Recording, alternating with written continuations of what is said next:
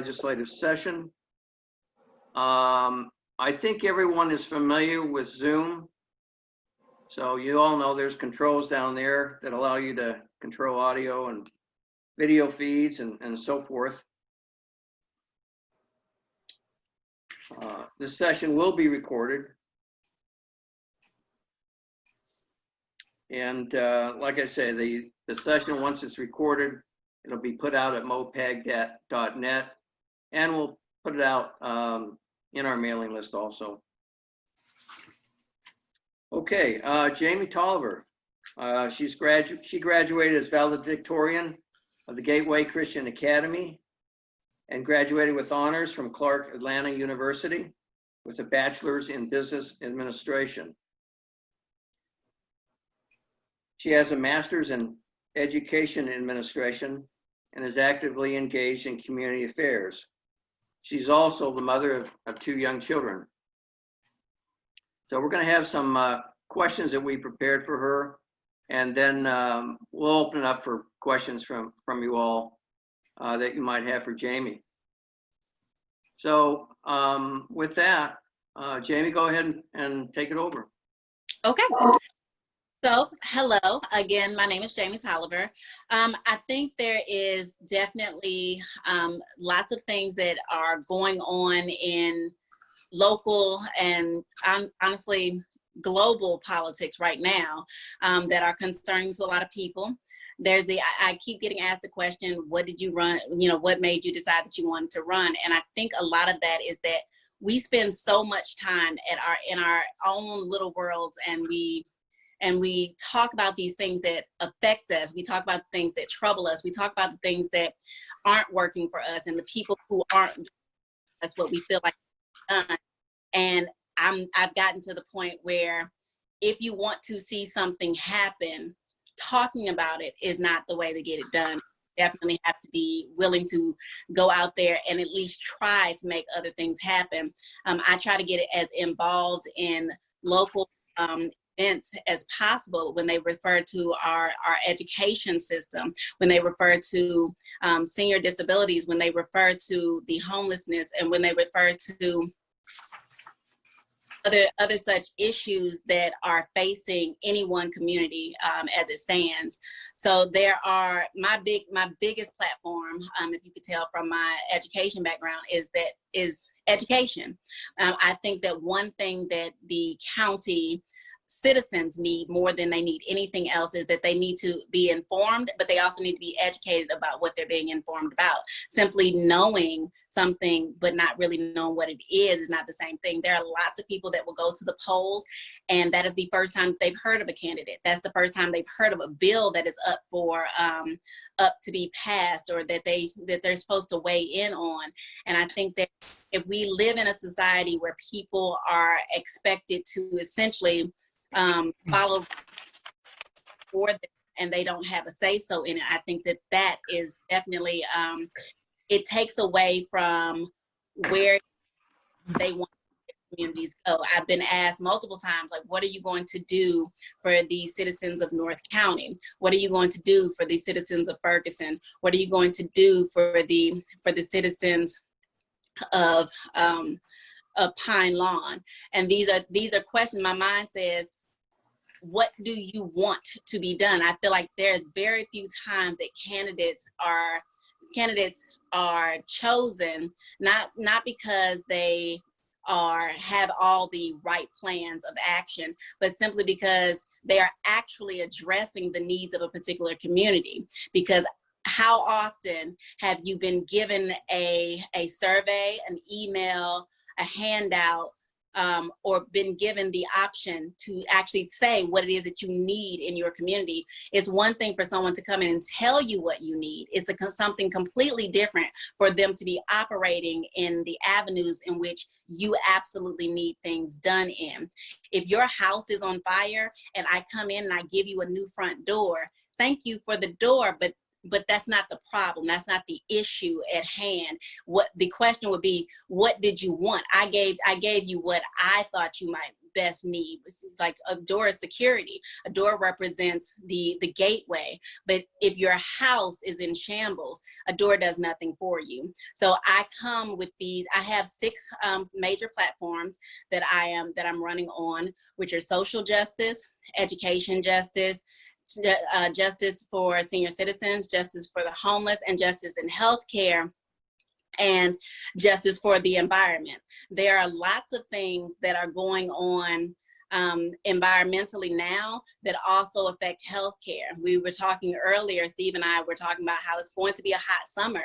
And for, I mean, yes, the summers are always hot here in St. Louis. However, global warming is a really big thing. And when you couple that with a global pandemic, you couple that with the eroding ozone layer, when you couple that with the idea that they are cutting down trees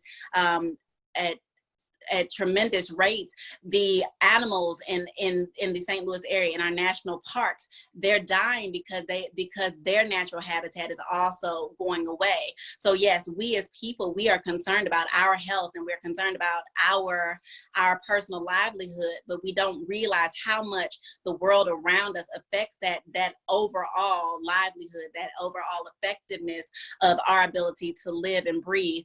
As it refers to social justice, there are ideas in policing right now that there should be police reform, and there should be a closer look at how police operate in the cities when it comes to things like racial profiling, or when it comes to things like police investigation. I propose that there should be a civilian oversight board that would then go back and look with completely fresh eyes at a particular incident or occurrence that has happened within the police force that otherwise could be, it could be kind of pushed aside simply because there are policies and there are things that, again, education, people are not aware of.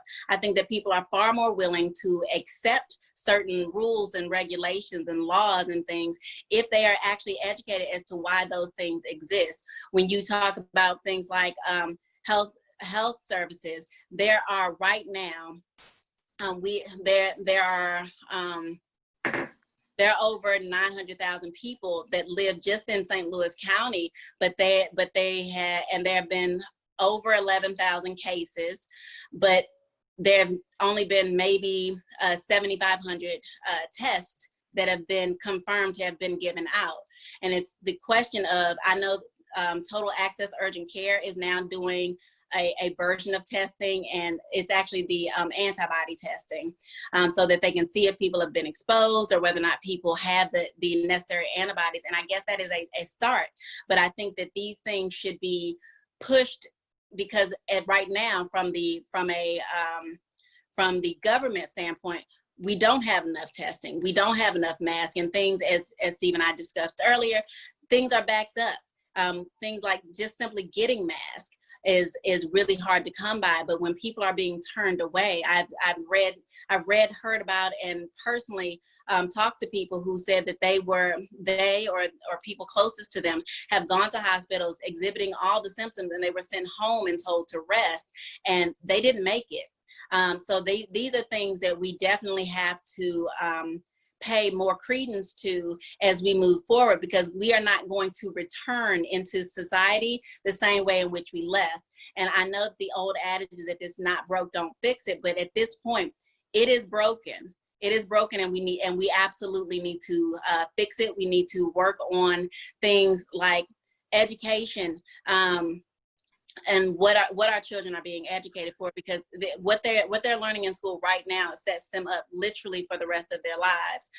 It is more than just a domino effect.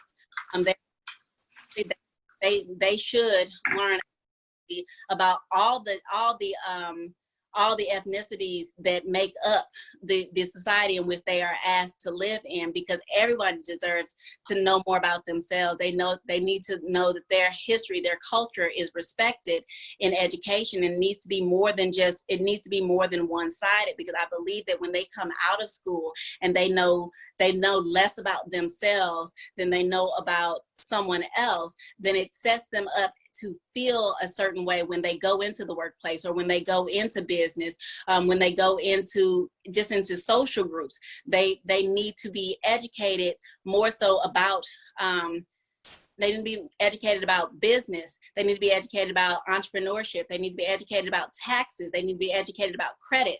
These things need to be an absolute a part of education from the beginning.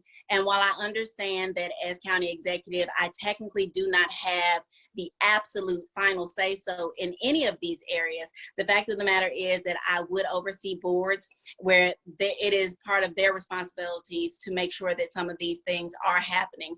I do believe that there are rooms for committees and boards that are made up of the people within the St. Louis County, where everyone should have a seat at the table. Every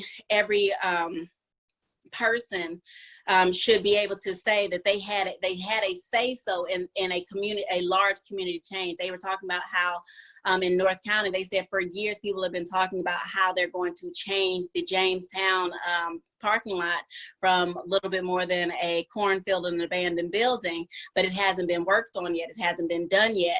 But the question is, what do you want to see there? When I was asked that question, I said I grew up when Jamestown Mall was a very nice place to be. So I don't think that people want to see another factory. They actually don't want to see it knocked down to become nothing. But that could absolutely become an education center, a recreation center, a homeless shelter, and it all could be in the same venue. So that it becomes a place where people want to once again go and feel good about where they live at. They want to say, come to St. Louis, I have somewhere to take you. I feel like we are slowly but surely losing a lot of these signature places in the county, obviously in the city as well, honestly. So I think that there are lots of ways in which the county could be better. And I think a lot of that starts with education, but it also starts with allowing the people, the residents, and the citizens to have a say so. And I understand that you can't have too many chefs in the kitchen, but there's this idea of, I can't provide for you a need that is something that I'm essentially making up. Even if there are standing rules, there's an idea of, again, how many bills have been on a ballot. I know I'm actually not immune to this. You go in and it's like there are several laws. I know the last time I went in to vote, I was not aware of I was being asked whether or not they should increase taxes to allow for better, I think it was public transportation. I wasn't 100% sure, but you never want to leave the ballot like without having voted. There were definitely several almost contradictory bills that were up for election as it related to marijuana. And these are things that, again, I think that people will be a lot more, I feel like people will have a lot more confidence in the voting process if they feel like they had a say so in what it is that they were voting for. And I would strongly be the candidate that would honestly, it's about education. It's about informing. It's about showing a progress report. It's about saying, this is what we're working on and this is where we're at. So it's not a matter of, I'm going to do this and you never hear about it ever again. It's an idea of, this is what I am working on. This is how I propose that it can happen, and giving people the opportunity to say, have you, they tried that, and then being able to, because people will have contradictory sort of statements. I mean, everything has its pros and its cons, but it's the idea that what I am trying to do, what I want to do, what I need to do doesn't necessarily fall in line with everybody's thought processes. But you have to find the middle ground, and you have to stand strong in this idea of, this is what you have said needs to be done, and addressing the root of a problem, not necessarily the symptoms of a problem, be it drugs in the community. Well, what else is in the community? Are there a lot of abandoned buildings in the community? In certain communities where there's a influx of homelessness, is there also a overabundance of liquor stores and package stores and cigarette shops? Because there are things that only tend to help a bad situation, and I don't mean help in a good way. So there are things that can be done. A lot of these abandoned buildings, as far as my environmental platform, there's a lot of things that when you knock down a building, there is asbestos that can be sent into the air. There are things like spores. There are things like lead that can be plumes of environmental damage that are sent into these communities, where there are children, especially in the African American community, who are more susceptible to things like bronchitis and asthma as a result of these buildings not undergoing proper inspections at the time at which they were set up for demolitions. But then when you knock these buildings down, please restore them with things that are also going to build up that community. And I think that when we talk about how to restore trust in a community, the best way to restore trust is to ensure that there's a communication. I don't know about you all, but I don't necessarily trust people who don't talk to me. I don't necessarily trust people who everything is done in secret and they only feel the need to tell me after the fact or after something has been done. After something is done, some things are done too late.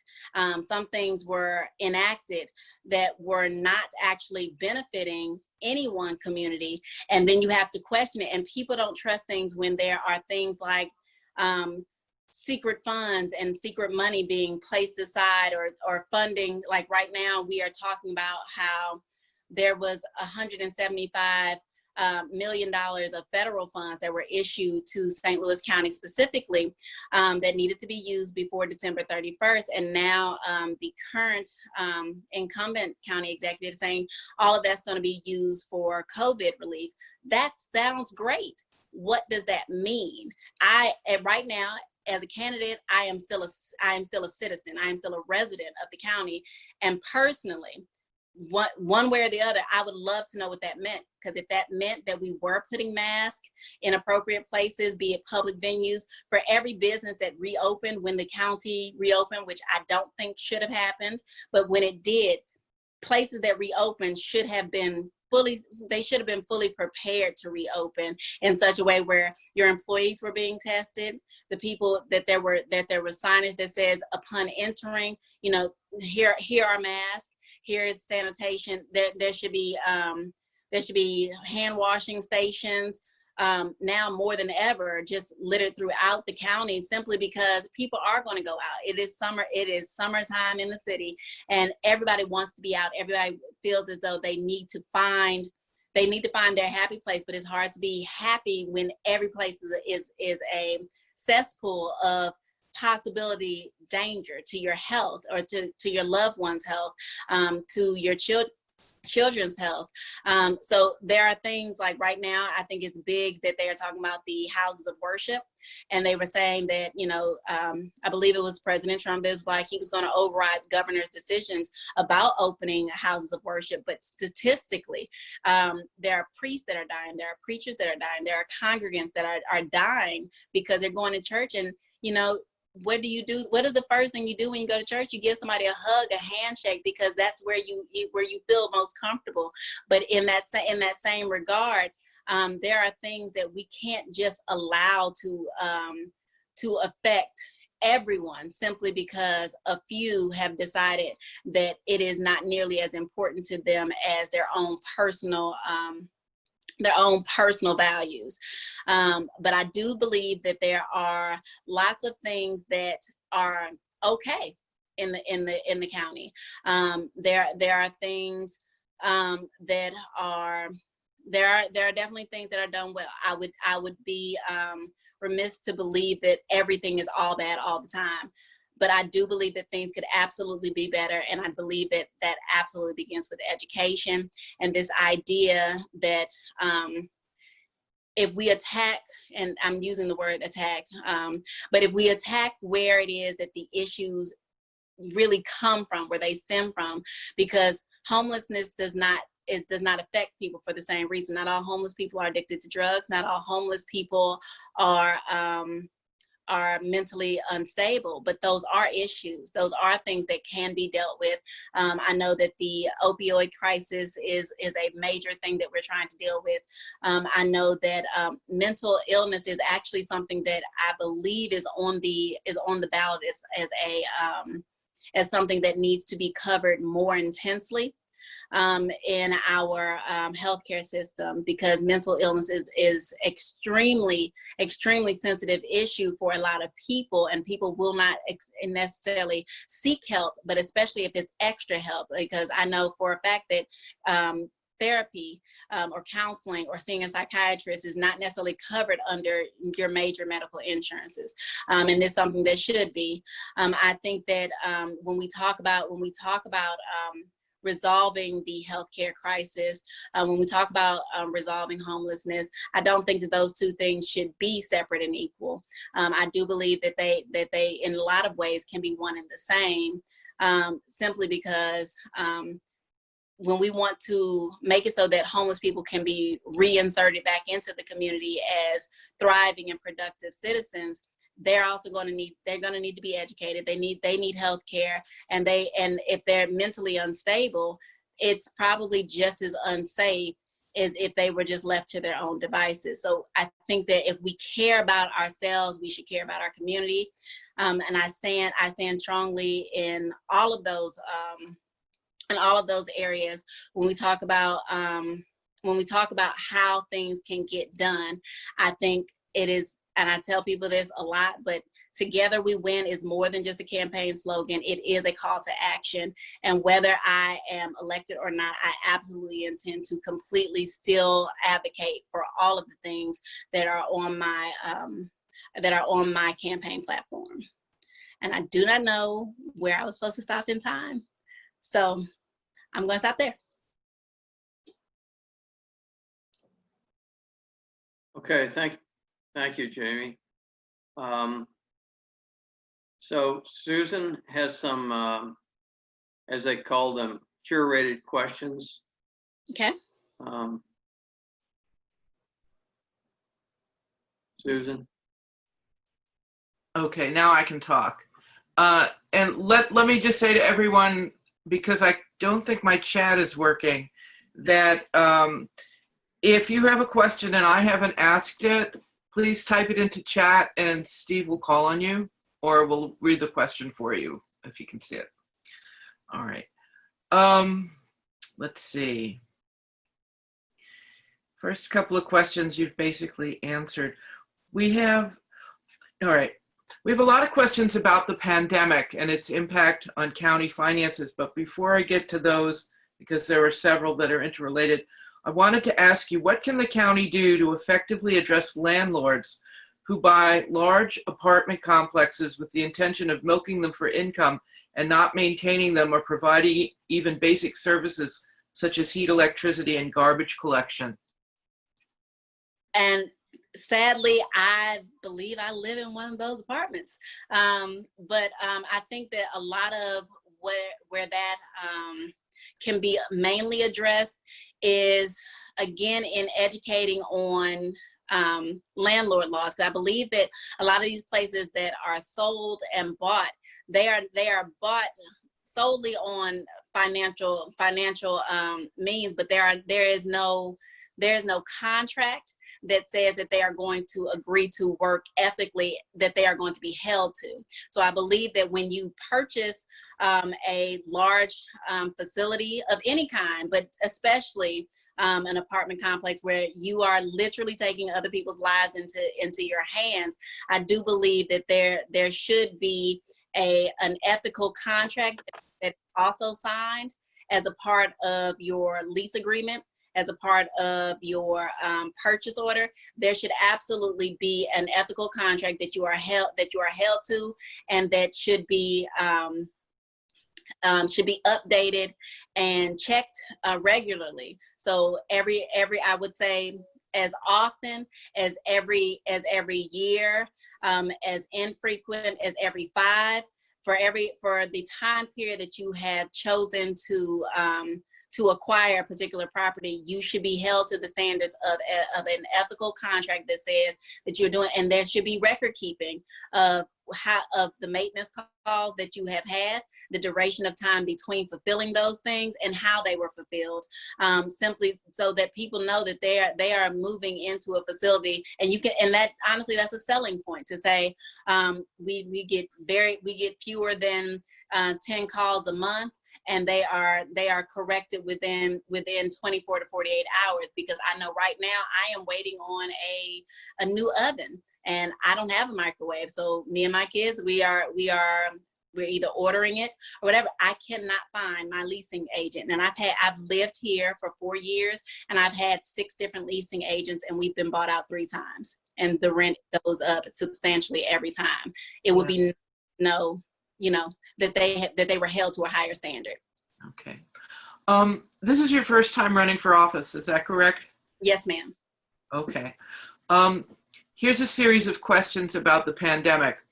As a result of the pandemic, St. Louis County may be hammered by reduced collection of sales and property taxes. Cities and counties facing fiscal stress need to plan to reduce costs and raise revenues. How do you plan to determine where cuts need to be made and how revenue should be raised? Again, a thorough review and education about where it is that the money is being spent currently will also, and where it is most needed, is a great place for me to begin starting to where to otherwise allocate funds, because there are lots of places in the city overall funding that are receiving things that may not need as much attention. There are portions of, I would say, our big trash cleanups, or trash and sewage. Well, they're not, maybe they can take a small cut in favor of some other, I don't know, public transportation costs for the city. But when we're talking about due to the pandemic, we have to see what areas were hit the hardest before you can begin to say, which is why I had mentioned earlier that we don't know exactly what was meant by all of the funds that were given to us by the federal government was going to be sent for COVID relief. We don't know exactly what that means. And so I think that we can only know what that means if we know where it's needed most. I know that right now it's definitely needed in healthcare. But as far as the city and public, not city, county and communal taxes, there are lots of things, there are lots of places where it probably would not be as relevant post-pandemic, simply because there are a lot of places that are currently not open, and they are not planning to reopen, at least not in the same way that they have been open before. I know for a fact that there are a lot of places, even as much as our public libraries, that are tentatively reopening, but they're moving more to a virtual platform. So there are some things that will not need to require as much funding, simply because during post-pandemic, they are not operating in the same fashion. So if you don't have a brick and mortar building that needs to have a property tax, then those things should be levied in option of putting where it is needed most. Okay. The county has a 2020 recommended budget line of $59 million for its health fund. What, if anything, can the county do to better address the health needs of its residents, especially the economically disadvantaged residents?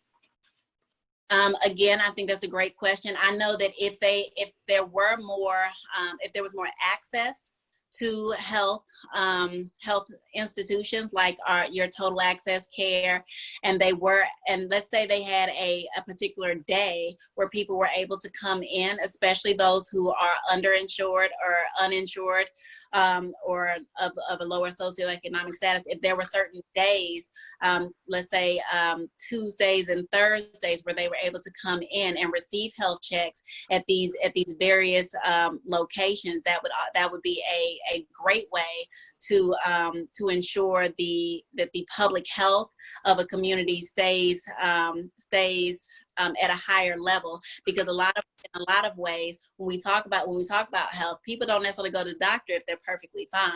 But it's the fact that we wait until we are unhealthy, we wait until we're sick, we wait until our health has declined to such a level where we have to be hospitalized, we have to be on a long-term care plan. But if we can make sure that our communities stay healthy to begin with, if we can provide more markets, we can provide a better grocery store, sort of those sorts of things, where people are able to clean themselves inside and out through a healthier diet and being educated about the things that they can do regularly. Because right now, I think that it's almost laughable that now washing hands has become this new trending thing, as if we were not supposed to be washing our hands, and the fact they're giving out lessons on how to wash hands. I'm 36 years old. I know I've known for a long time how to wash hands. I was a teacher, so my mind says the fact that we're still telling people says that there are people who did not know. There are people who were not educated in these things. So I think that if we focus our healthcare needs on keeping people healthy before they get sick, then I think that would be the best way to utilize the funds, is to provide places for them to do wellness checks, to be checked out by health professionals, as opposed to relying on WebMD or a friend or old family home remedies, because I do think that also can send people to the hospital just as much, by simply making it so that they are even sicker than they were before. Okay. Since you mentioned the libraries, there's a question here about how they're governed. Thinking about the Library Board of Trustees and the controversy about their decision to purchase land to build a new library center, which occurred when Stinger was the county executive. Do you know what actions have been taken since then to strengthen county council oversight of boards? Were those actions necessary? And what issues, if any, do you see with the way boards function, and how can any issues be fixed? Okay, so I'm not 100% sure of everything that they've done. I do know that they have elected several new members, at least for the St. Louis County board.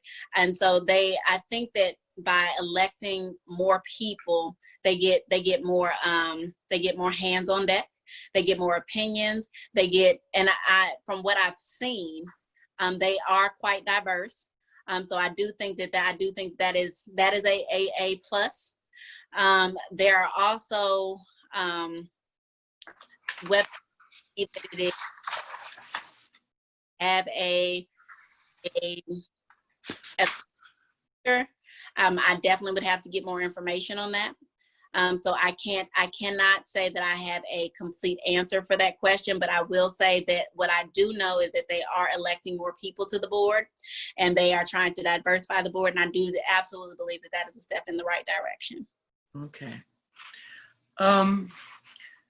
Does St. Louis County have a mechanism to take advantage of lessons learned and best practices of other counties in our nation that face similar challenges? If it does, what is it? And if not, what should be done? I have done a lot of review of the current county methods, and I cannot actually say that they are looking at other counties. I do know from what I've read that they are looking to collaborate more with the St. Louis City. And I think that that's good if they are looking for ways in which the city may be operating better. I have not seen in record where they are collaborating with other counties to see how they are operating best. I do think that that is absolutely something that should be done, because again, that falls back into the whole idea of education, where some person is, or where some at a higher level, be it in their lack of homelessness or their greater education or their police reform or their healthcare reform. There are things that we can all learn from each other. Again, together we win is more than a campaign slogan. It is an actual action, as a call to action. And I do believe that collaboration county, maybe a county, to have a central county commission of sorts, so that you could say, this is where our county is thriving, and this is where we could see improvements. There's nothing wrong with saying we received some advice, because if we're one in our police reform, and we might be failing in our homelessness, or we might be failing as it relates to our traffic and our senior citizens, another county might be their strongest suit ever, and they may be lacking in their parks and recreation, where we seem to be striving, or in their education systems, where we are doing well as it stands. So I think that there should be, where we are lacking, I think that it would be absolutely best to have something of a central county commission, where there's a free exchange of ideas, and then pass it before, again, the citizens and the residents of our respective county, to see if this is something that would absolutely work, because everything does not work for everybody. Okay. Next question. The East-West Gateway Council of Governments was formed in 1965 for cooperative problem solving among St. Louis City and nearby counties in Missouri and Illinois. Originally charged with coordinating transportation funding for the St. Louis regional projects, its mission has expanded to bring together governmental officials and private sector partners to develop regional plans for transportation, environmental quality, housing, emergency preparedness, and access to employment. Is the East-West Gateway Council something that St. Louis County gets much value from? And if not, what needs to be done? I think that's one of those questions where I can't say, I don't think that I could answer that affirmatively, because I'm not 100% sure. Okay. Susan, I have a number of chat questions that have come up. Well, no, they're none in the chat, but I've thought of one that I want to ask you that nobody else did, and then I have another one. Since education is very important to you, and there are more than 20 school districts in St. Louis County, one of which is the Normandy Collaborative. There has been talk that charter schools are coming to Normandy, and I wanted to ask you if you have an opinion of charter schools and the role they play in public education. I can't say that I believe strongly in the charter school, because I feel like where we are lacking in public education, I don't feel like finding another school is actually the answer. I feel like increasing our public education to look like the other schools that we feel like are somehow better would probably be the best way to go about anything with education. I think that private schools are nice, and charter schools are in and of their own effect a version of a public-private school. But what makes them better? Like, why is it that they are appealing to other people? And I feel like the best course of action would be to answer that question, and then to make sure that our public school system is given the financial support to indeed be able to fill in the gaps where they feel like charter school education is necessary. I think that if we made it so that there was something of a reopening, if you will, of the public school and their curriculum and their offerings, so that they can literally say that they are unmatched, and that it gives no appeal to the charter schools. So I think that it would benefit public education. Again, very much like with the county, the idea of counties reaching out to other counties, seeing why a charter school is more appealing to residents, and mirroring that with our public school system. I have to tell you, and everybody else knows, that was sort of a trick question on my part. I'm a public school advocate, and I can't stand charter schools. So I see them as a threat to our public school district, and I'm very worried about Normandy and Riverview, because with state takeovers, they take away the opportunity, the responsibility and the ability of local communities to vote for their school boards and to repair their schools themselves. So, and this kind of thing is being concentrated in North County, and of course was in the city. So it puts people and communities at a disadvantage in regard to being able to help their schools reform when the state takes over. At the moment, there are no charter schools in Normandy. Some people are talking about opening them. They haven't been opened yet because they're not financially, the charter school industry knows that they cannot sustainably run a financially sound charter school in a small district like Normandy. So it's going to be interesting to see what happens with that, because they will do a lot of harm to the Normandy Public School District if they do. My one last question to you is, why should we vote for you instead of Sam Page, Mark Mantovani, or Jake Zimmerman? What do you have to offer? What, you know, you're all great candidates. What makes you different? What makes you the person we should put in the county exec seat? Thank you. I personally, I think that I am a new face. I am a fresh face, and I'm probably, I'm going to say I'm the youngest candidate, but I think I come with fresh ideas, because again, if it's not broke, don't fix it adage. There's an idea of it is broken at this point. It is broken, and I do not believe that anyone has come up with a good fix. And a lot of that is because we are not looking to actually fix anything as much as we are looking to at least talk about fixing it. And I think that because I come completely untainted, I come unbought, I come without any financial ties to anyone or anything. It makes it so that my looking at the St. Louis County Charter, looking at their budget, it comes from the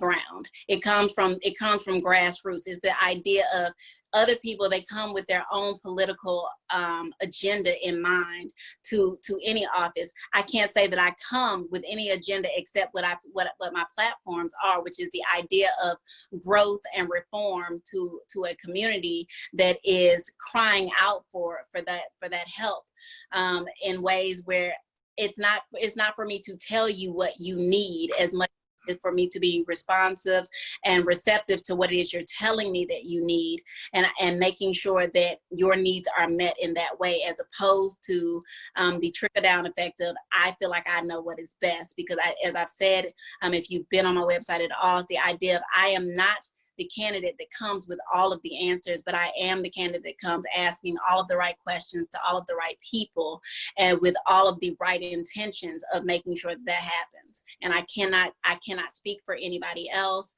I can't speak to the other platforms, because my mind says I am not running against them. I am running against myself.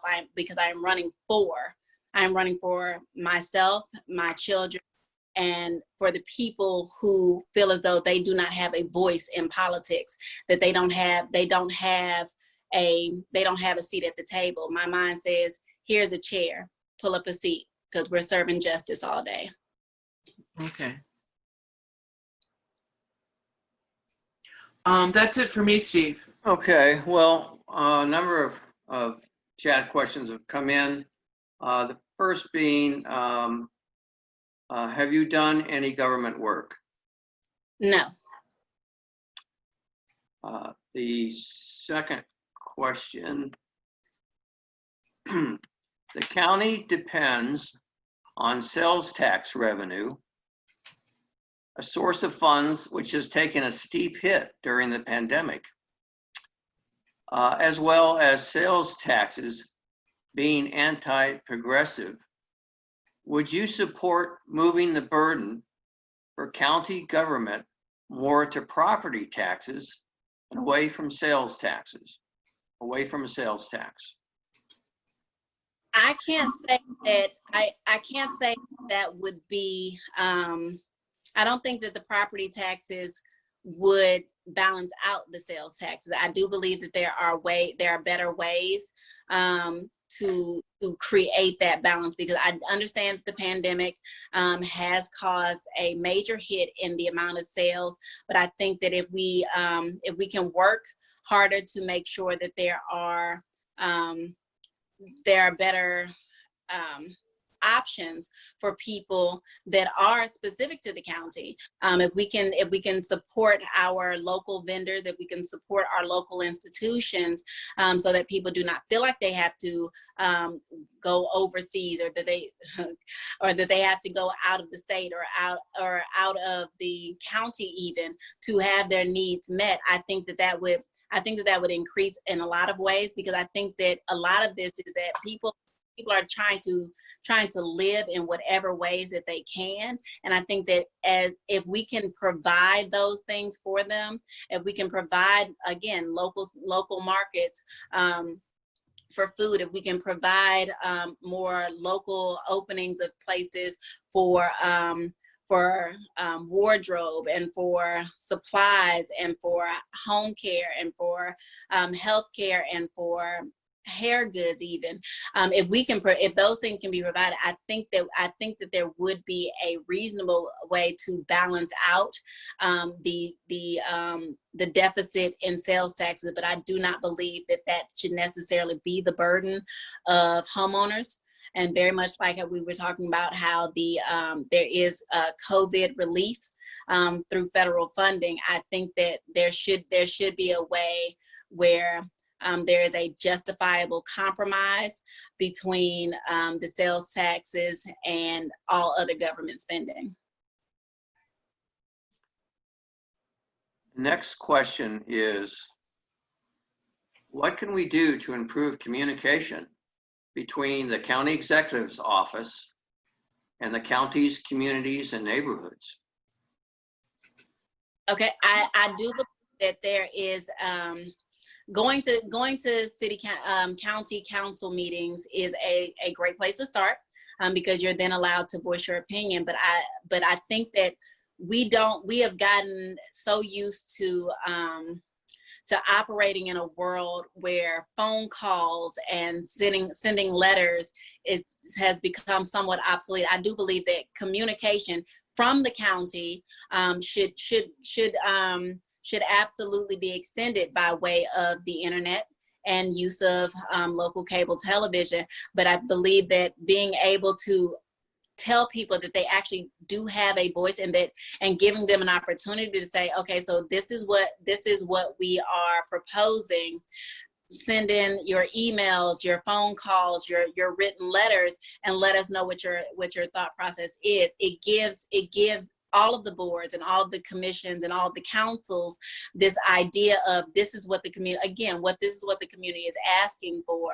Because when there's a free-flowing line of communication, there can be an absolute line of progression. The next question is, what would your position be regarding another effort to merge the city and the county? I don't personally believe that the county and the city is one thing, because I believe that we operate differently. And I'm not saying that it is good or bad per se, but I do believe that it is distinctly different. And so that would cause a mass confusion amongst the citizens and residents of both the city and the county for there to be a merger in any way. But I do believe that the larger powers, and I'm not saying that, again, we're talking about communication.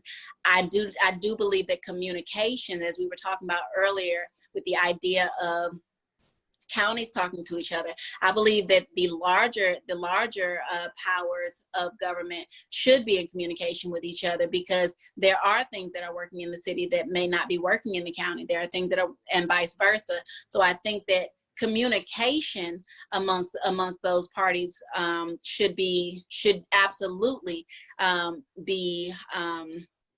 should be instrumented into what it is that is happening, but merging them right as it stands right now, especially during this time period, I do not believe that it's something, because we are so distinctly different, that I do not believe that it's something that would benefit either the city or the county at this time. But communication and educating each respective city and county leadership board, I think that would be a positive thing for all of St. Louis.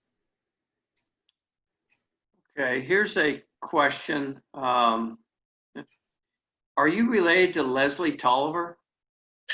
You know, I anticipate that question. No, I'm not. I am a Tolliver by marriage, but I am familiar with her ex-husband, Mr. Broadnax. But I am not of any relation. I am a Tolliver by marriage. I am a Kosh. Oh, okay. Well, Leslie Tolliver ran against Bob McCulloch for county prosecutor. So that was our question on that. Are there any other questions for Jamie? No? Okay. Well, thank you very much for being with us today, Jamie. Thank you all for coming. Like from my house to yours, it's a great day to have a great day. I'm glad for those of you who were able to come and those who will be watching later. I appreciate it. And again, you can always send me email through my website. If you have any questions after this, if you can think of anything, I absolutely welcome questions, criticisms, or critiques. I am a blank slate. Like I said, I am not. There is nothing that keeps me from continuing to strive for a St. Louis County excellence. Well, again, whether I am elected or not, my platforms don't change. Well, if you can stick around for Glen Koenen's talk, please do. Absolutely, I'm here. Okay, great. And thank you. Thank you.